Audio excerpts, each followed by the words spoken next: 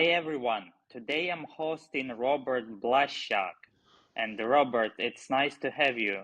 Could you please introduce yourself? Hi, Kirill. Thank you very much for finding some time to catch up.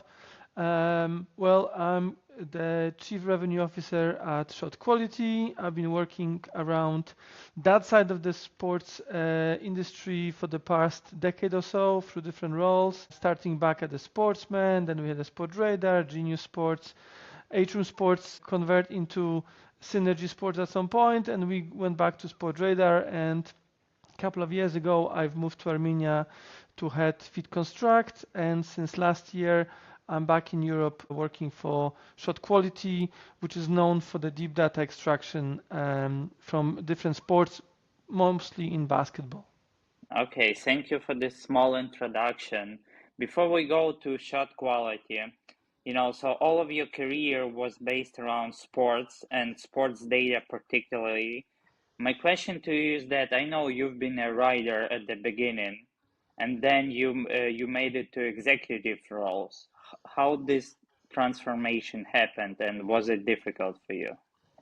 I think it's a very good question because the industry itself probably has allowed me to grow, and I was following some of the paths that were allowed to do, especially with the quite dynamic growth of this part of the industry. Mm-hmm. Sports data, as people start saying, this new oil for the sports Mm-hmm. industry became a big topic, Kirill, as you can imagine. And whether this is the topic about the performance or fan engagement or creating new revenue streams for sports, it has opened up a lot of new opportunities. And thinking about it through my own perspective, and when I think about some of the past roles that I held, they didn't simply exist few years prior to when I started working in that Mm-hmm. space. So you need to be a little bit of a surfer. You need to be able to jump on that wave and actually, stay balanced as things are changing quite quickly. Okay, yeah, so you need to always think about the future, right? And be able to be flexible and understand that the industry is dynamic. It's super dynamic. Well, I don't want to be yet another person who immediately drops AI into a conversation, but as we are witnessing, those things are happening in front of our eyes. And maybe this example of a surfer, it also has this meaning that sometimes you get swept away with one wave, and the Mm-hmm. idea is that you know how to wait for another one, jump on it, Mm-hmm. and try to surf it, ride it again. And I think we have seen quite a few things over the last decade or so. Some of the biggest companies have grown on the back of the whole technological change for this industry. So the fact that we became much more interconnected, we were always available and always present, that we were having those devices in our hands, that the sport was much more easier to produce and broadcast and show to us. Mm-hmm. And then the ways how it's commercialized, monetized. I think all these things have completely changed over the last 10 years, and that has allowed us to do new things and open up new opportunities.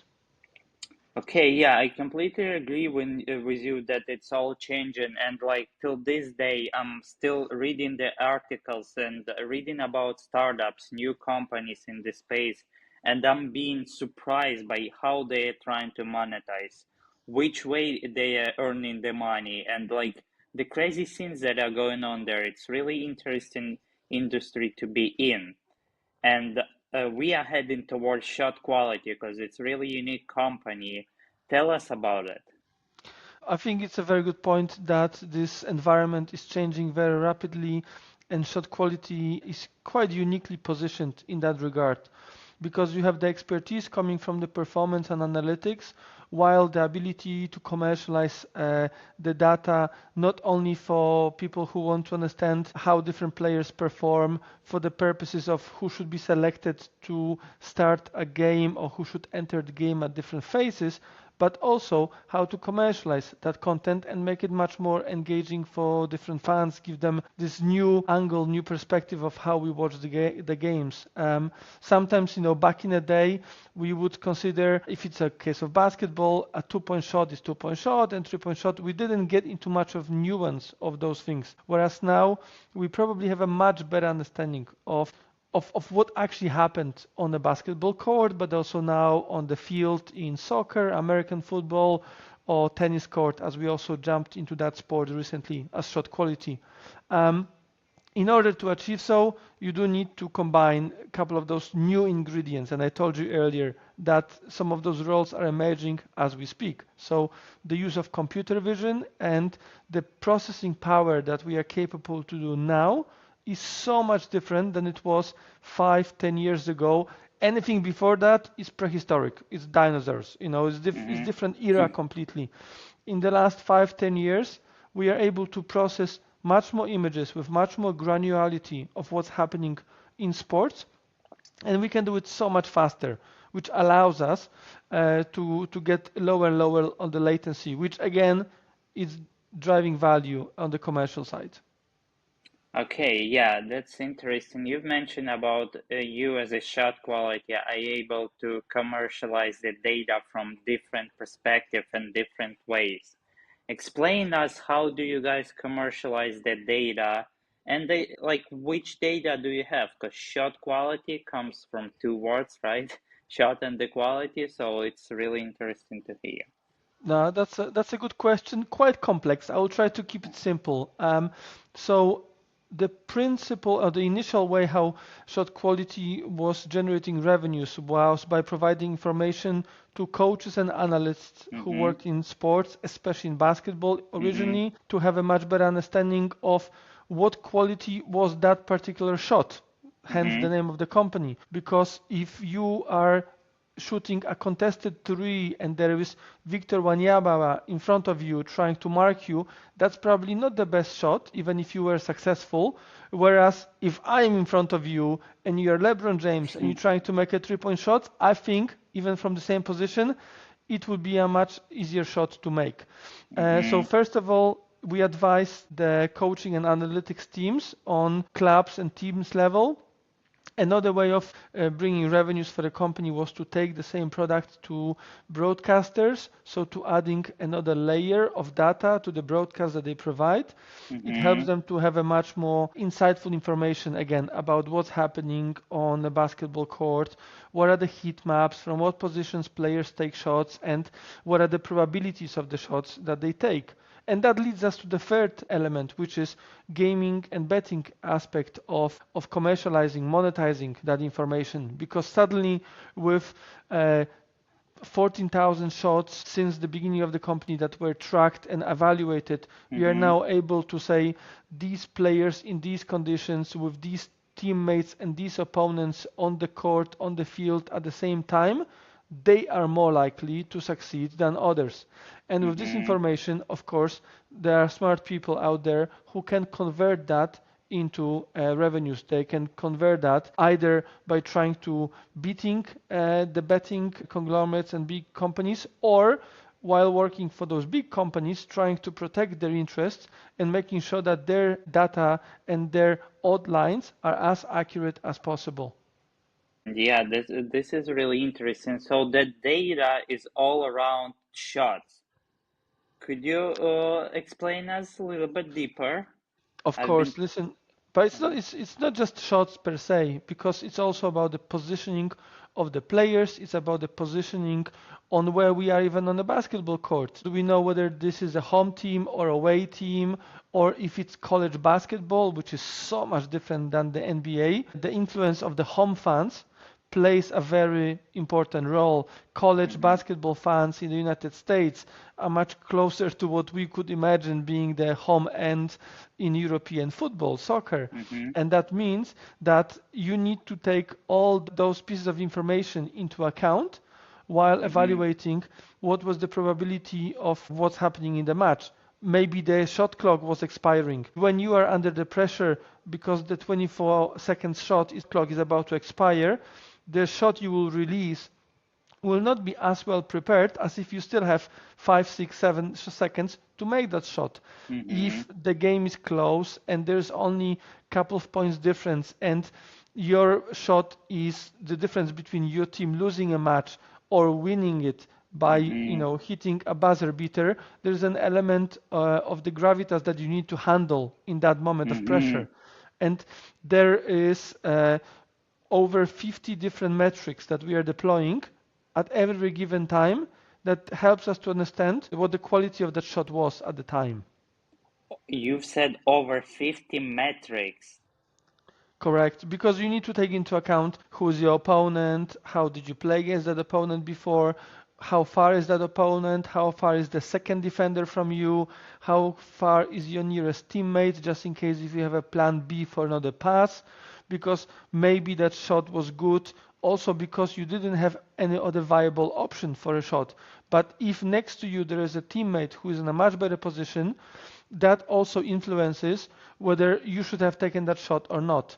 So yeah, there's so many different metrics. I don't want to get into too much granular detail also because this is part of the secret sauce that Simon Gershbeck, as a founder, when he started the business, he started himself as an college basketball analyst helping one of the teams where he was studying at the time. And with this information in mind, he started developing a product that then scale up all the way to shot quality as you are aware of it now.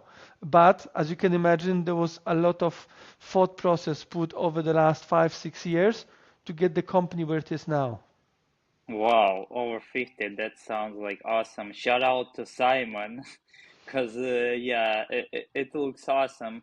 Name us just the five of them, let's say. You mentioned the home or away court, and then timing. What else? So we have the time of the shot clock expiring, we have the Mm-hmm. time of the match, we have the game status itself, we Mm-hmm. have the information about how far is your defender away from you, Mm-hmm. and there are different metrics allocated to that particular Mm-hmm. defender who's marking you. Again, it's a little bit different if Kevin Durant is marking you, and it's a little bit Mm-hmm. different if Chris Paul is marking you. Mm-hmm. Then there is a question of another defender. How far is that other defender away from you? How did you play against them in the past? Because there is an element of repetitiveness if you can Mm-hmm. replicate those things. Then we have also these elements about your own teammates. Who is available at the time? How do you usually perform as a unit Mm-hmm. with these number of players on the court? And that's just for basketball, of course, because now we are working on other sports as well. Okay, we'll head to other sports as well soon. So, in terms of the basketball, and if I'm understanding correctly, gaining all of this data, you are able to provide the predictions on future, or how does it work? I wouldn't necessarily say it's a prediction about the future itself. It's more about what are the current trends.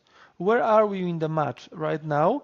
And if this trend is to continue, where we may be ending up. So what is quite amazing about these products that we develop at Shot Mm-hmm. Quality is that different people with different know-how and with different applicability of what we do, they can come up to slightly different conclusions. So this is not defining that this must be this result, etc. Mm-hmm. Because different people may take into account different metrics because they think in their own expertise domain that they are more important than others. This is Mm-hmm. why what is interesting is that you have two different people, person A, person B, and they will look at that and they will pick up two different data points because they think this will be more relevant for the future outcome of the match. Mm-hmm. So again, it's not that there is a crystal ball and we are predicting what will happen from that itself. We can tell you that if we are at the halftime of the match and one team is winning by 5 points, we Mm-hmm. could tell you actually they should not be winning by 5 points, they should be winning by 15 points, and the game shouldn't be as close as it is. But they were just unfortunate, unlucky, they have taken shots that they shouldn't have taken, whereas the other team is playing better than expected. They have taken some shots that shouldn't be in probability cases. They shouldn't be successful, but they turn out to be successful. And we believe that through the duration of the whole match, they will not be able to fully succeed to continue with this run. Mm-hmm. Therefore, the team that is currently leading, they will win more comfortably than it's currently indicated. And again, whether you work on the betting side of the industry or you work for the media as a broadcaster and you're also a commentator and you want to add some color to what's happening in the match, or you just like a team analyst and you want to give a nudge to your head coach to tell him that this is the current situation, not to be fooled by the scoreline right now. That's how we use that data, and that's where we see value of that data. So, from what you said, if I understood correctly, you're also doing this live. Yes, yes. So we cover some of the competitions live right away. Some of the competitions, especially in basketball, we do it with some delay simply because our clients tell us that they cannot proceed certain matches in play right away, but they would like to have much better understanding of what is expected from the next match to prepare those lines, to prepare those odds and probabilities ahead of the next matches. So, for instance, if you work as a commentator, you don't necessarily need to have this information live because you just want to prepare yourself for the match to see how certain previous matches have worked out. If you are a data scientist that work for a betting facing company, you want to make sure that these companies when they open the markets for other people to place bets or when they enter those markets themselves, they want to know what should be the right probability for the forthcoming match. And this is where our data is valuable. And then, of course, coaching analysts, they also need to understand which teams are performing better than others. Okay, so again, the data you collect is all around the shots, right? You don't collect passes that happen during the game or something like that. It's mostly around the shots, but keep in mind, please, that of course the assists and the way how the game is developing is also plays a role because whatever, like when you see the positioning of the players on the court, and this is where we use the combination of principally computer vision with an element of a human vision, if there is a need for supervision to make sure that we have allocated all the data points correctly with what the cameras recognize on a basketball court. We could also, of course, detect where are different players. If the player that has taken a shot, was there another teammate open that could have allowed for that pass to happen? Or perhaps the subsequent assists before the shots were made were taken thanks to a successful pass prior to shots being taken. So this all influence shot quality itself. Okay, and then after collecting all of these data points, do you provide it in a one metric or do you combine it in all, or you just provide the data on everything, like on everything that you've talked about?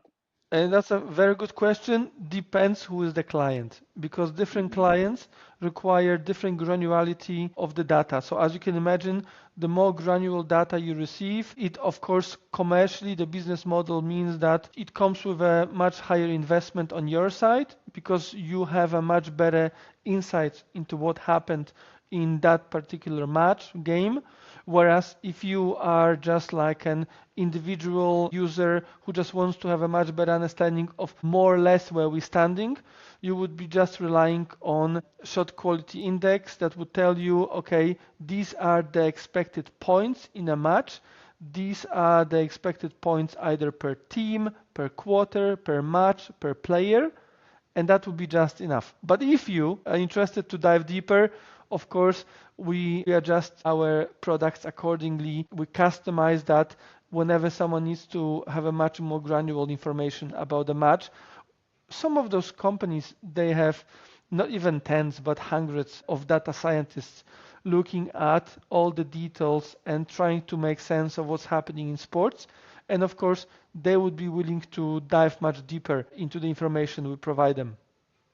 Okay, yeah. So shortly saying, there are two types of the clients. So first, for the first one, so you basically create insights yourself from the data you're collecting. And the second part of your customers are those people who are having their own data science teams and who are getting raw data from you and trying to play with it and to make sense out of it.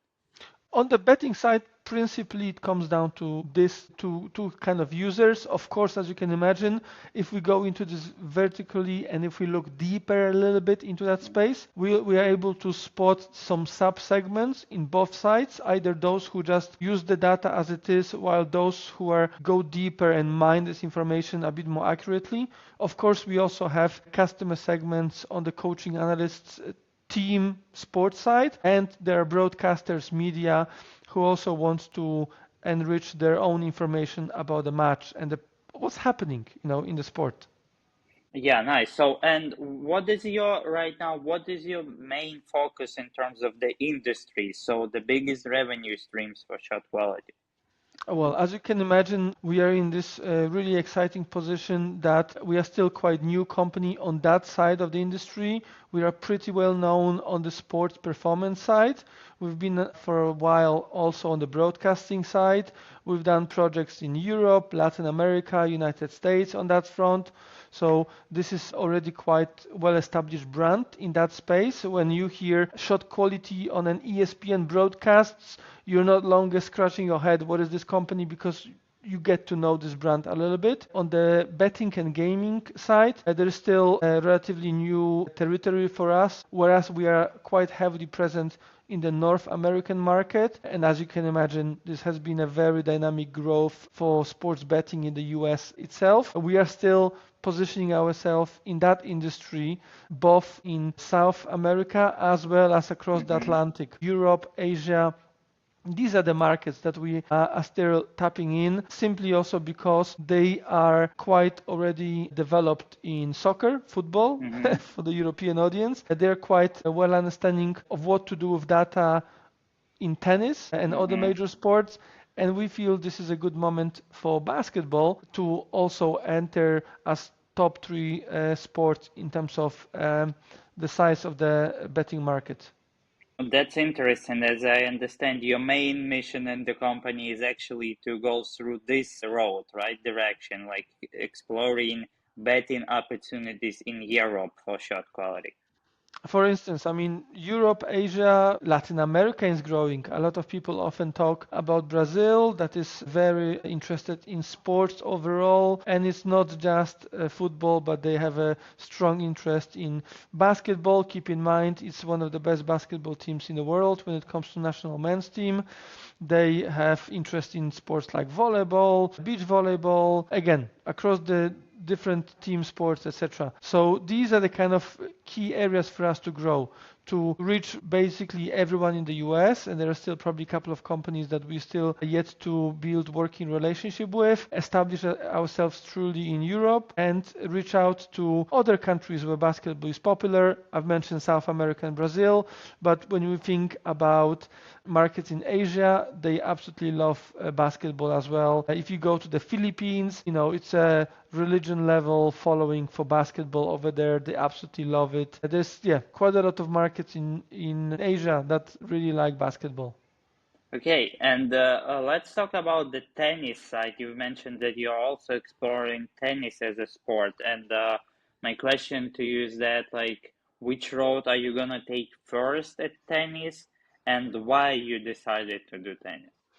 Well, as you've mentioned, for the shot quality, we decided to start with the shot quality, or maybe actually Mm-hmm. serve quality. So given the way how we look at basketball already, and given how we are starting to look into also American football and cricket and detecting certain patterns of movement from these sports, we also realize that in tennis, we are able to detect, how good was that serve?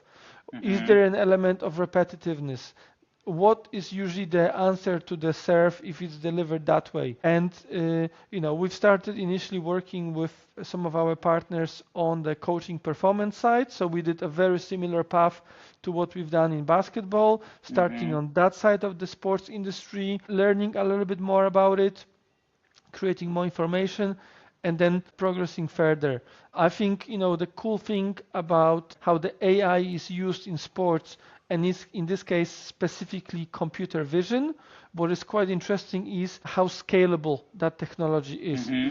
And we have realized now that we can take our know-how from basketball, where we're clearly market leaders when it comes to granularity of understanding of the data points that we collect, and we can take that to other sports in order to allow the company to scale and grow faster.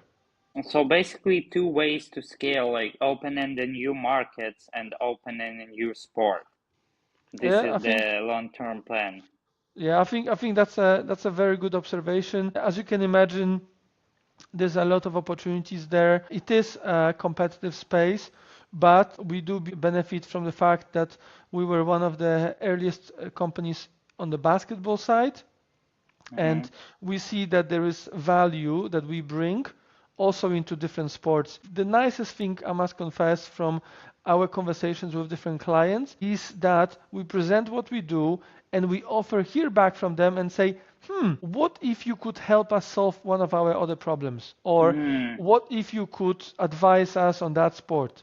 So I'm not saying that all these sports that we've entered now are all opportunistic, but it actually says that we are open to the feedback from our clients, and we are trying to adjust to say, okay, are they the only ones who have this problem? If they are, maybe we can work with them on exclusive basis. But if they're not the only ones, maybe we can solve a much wider problem and give solution to more partners who will also recognize that there is an added value in what we offer them.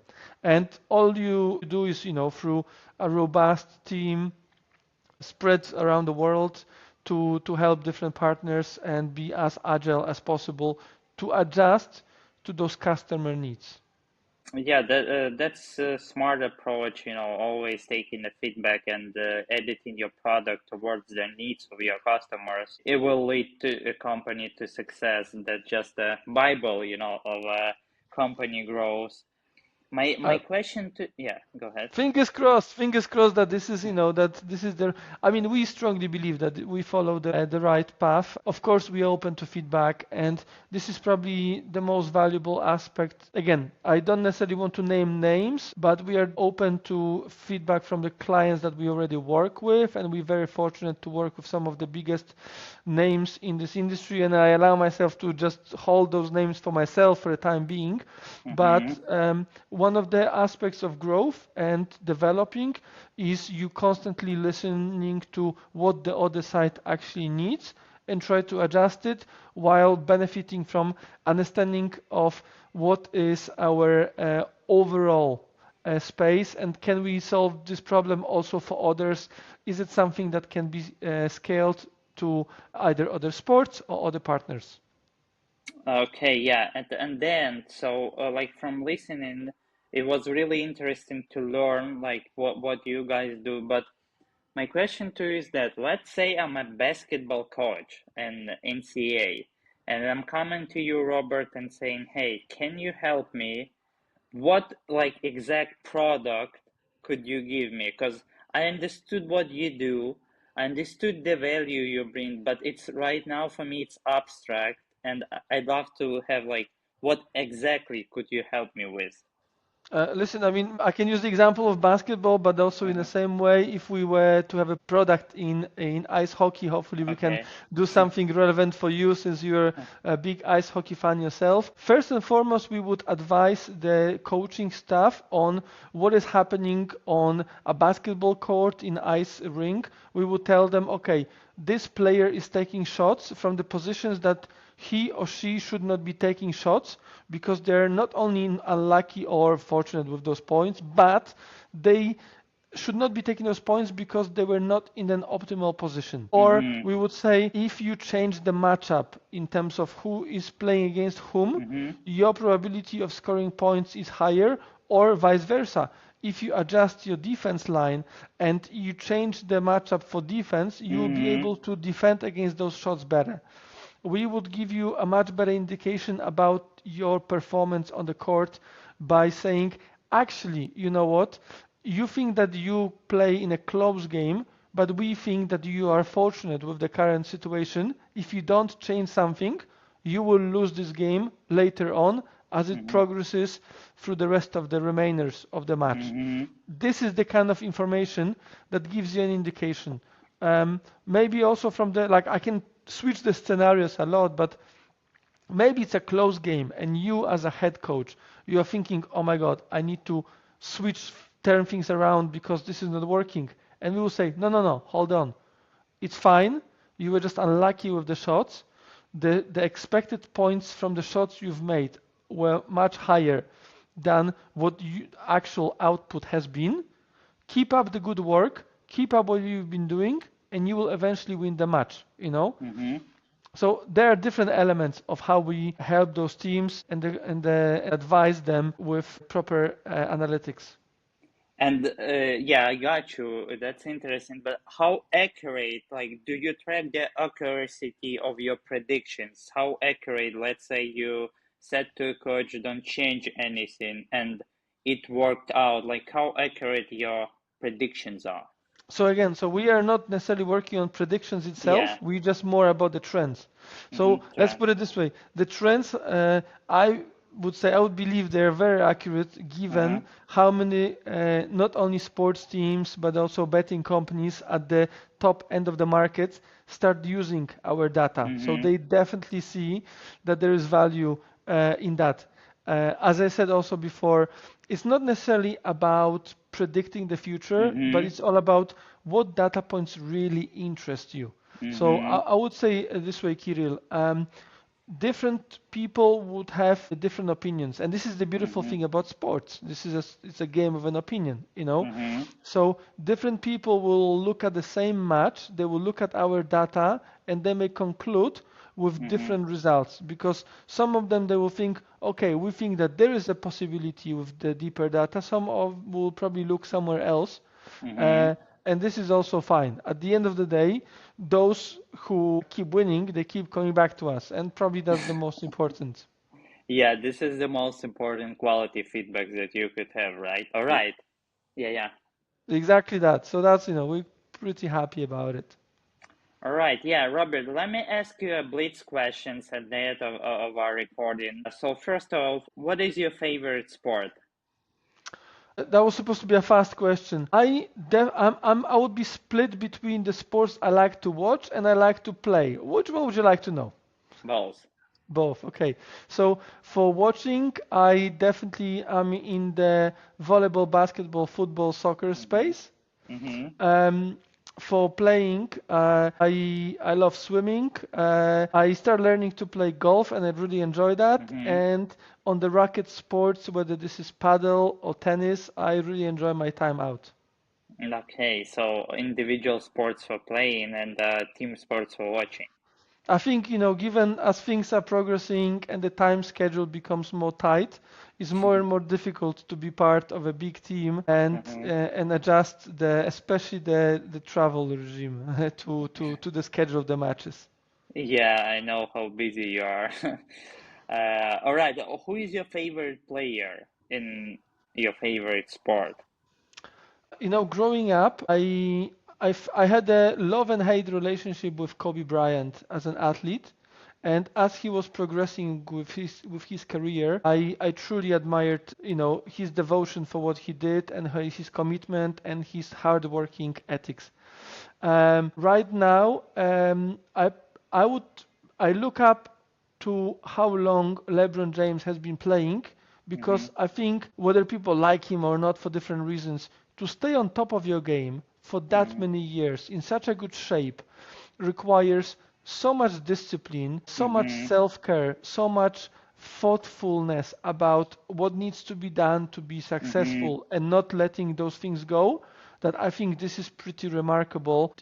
Converting the experiences from sports into our ordinary lives. I think Mm-hmm. there's a lot that we can learn from the hard work ethics and being able to stay on top of your game for that long, both in case of Kobe and LeBron James. All right. What is your favorite part of what you do, of your job?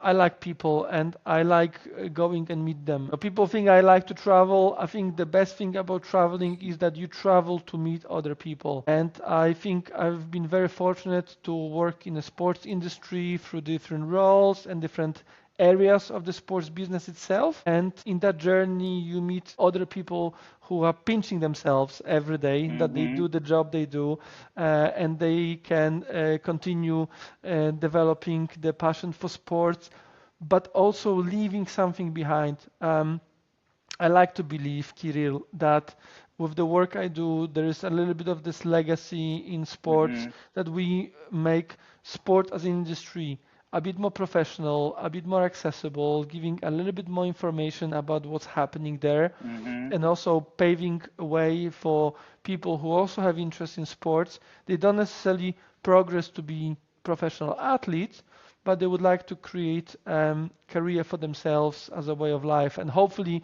through also my own experience, we opening up new paths for others to follow. Yeah, all hardworking people have a reason behind it, and it's awesome to hear what reason you have. Thank you. I Uh, appreciate it. uh, all right. Any thoughts that you'd like to share that we haven't covered today?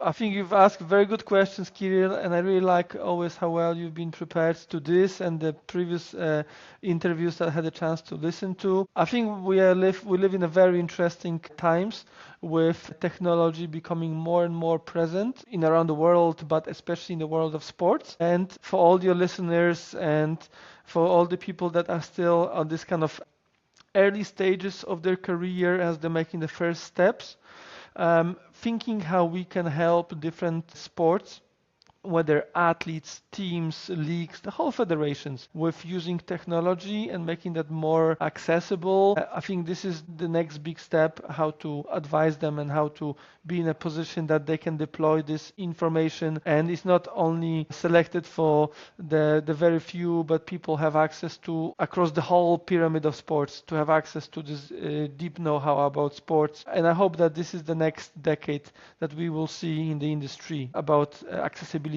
of technology into sports. Thank you, Robert. Thank you for telling us interesting things